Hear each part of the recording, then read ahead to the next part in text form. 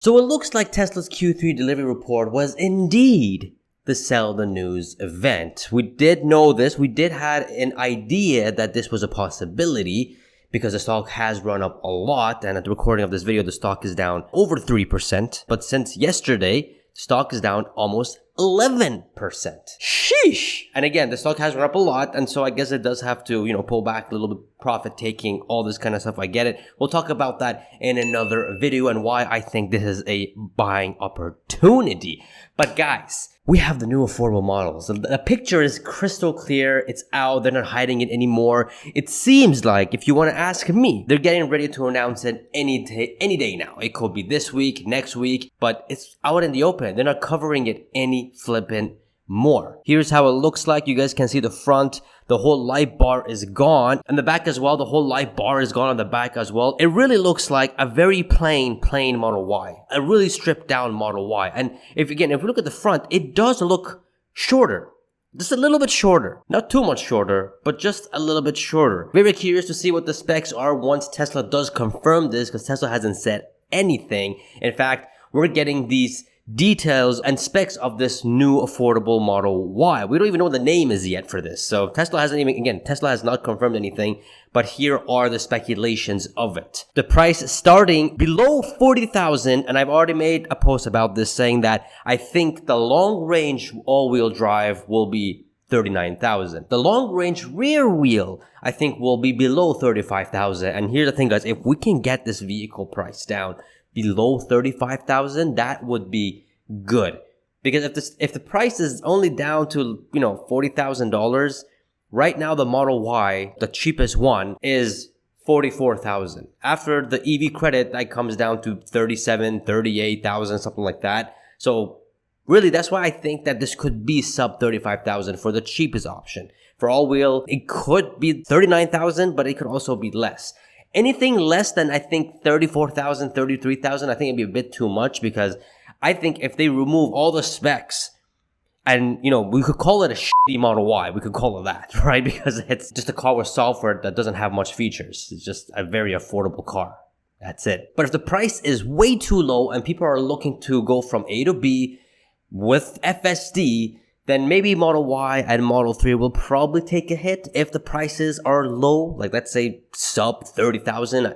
I don't think it's going to be sub 30,000. That's for the Cybercab. But that's why I think that keeping it below 35,000, I think that would be the best case scenario. And it would be pretty smart, in my opinion, because then it's like, okay, well, I've been waiting for this affordable model, but it doesn't have the things that I want. So I'll just stick to my original order of the Model Y or the Model 3. But there are people out there that are waiting to get a Tesla for a cheaper model, and they don't care about the specs. Those are the guys that will get these things. And trust me, there's a lot of those guys. So continue with the speculation specs. Redesign of the front fascia, single part headlight, front bumper camera, no front light bar, no glass roofed, closed glass roofed. What that means is there's glass roof on the outside, but on the inner side, it's a textile headliner or just covered off. This way, the reason why that's very cheaper, much cheaper, and I think if they, they didn't do the glass roof, it would have been much more cheaper. But the reason why that's cheaper is because they don't need the UV coating or the thermal stuff to keep your head from boiling from the glass roof. So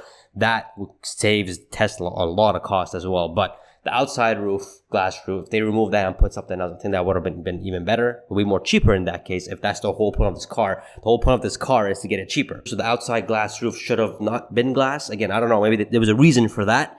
And we'll see the whole thing once they announce it. 18-inch tires, basic interior, manually adjusted steering wheel, textile decor, 15.4 inches of front touchscreen, no second row touchscreen, manually adjusted second row air vents, particulate filter, no HEPA filter, 75 cubic foot cargo space, losing 1 cubic feet of space, so a much smaller booth or trunk. 7-speaker sound system, dual tone seats with textile and vegan leather, no matrix headlights, auto high beams, manually adjusted side mirrors, and second row manual folding seats. Kind of sounds like a stripped down Model Y if you guys want to ask me. But again, this is all speculation. We don't know these yet because Tesla hasn't confirmed it yet. So far it's sounding exactly what we think it is, which is a strip down of the Model Y. Price, again, with all this price being only 39,000, I think that's a bit too high.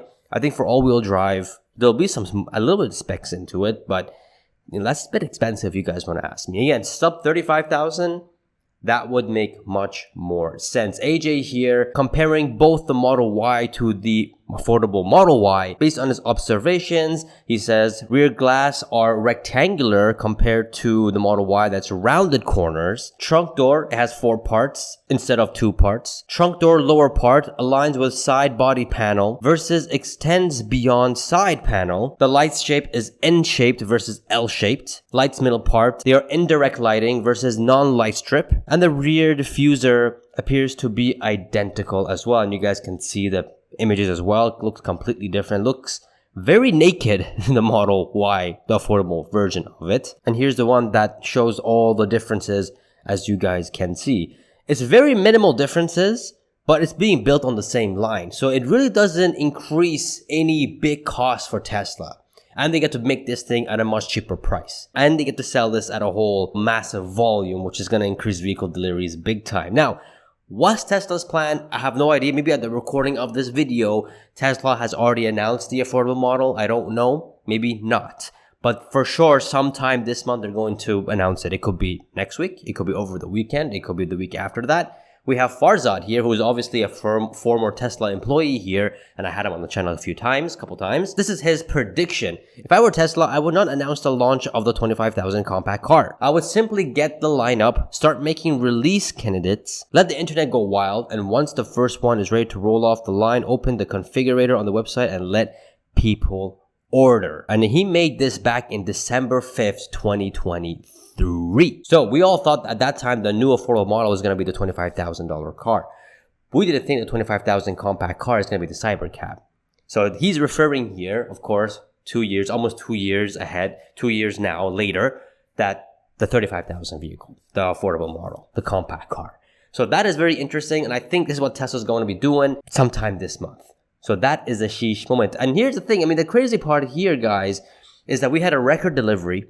We had a record, energy deployment, and we got affordable models coming out, and the stock is red. I get it. I'll make a separate video. We know why. We do know why. But we have so much good stuff happening. Q3 earnings is going to be flipping awesome. It's going to be great. So we're not ready for it.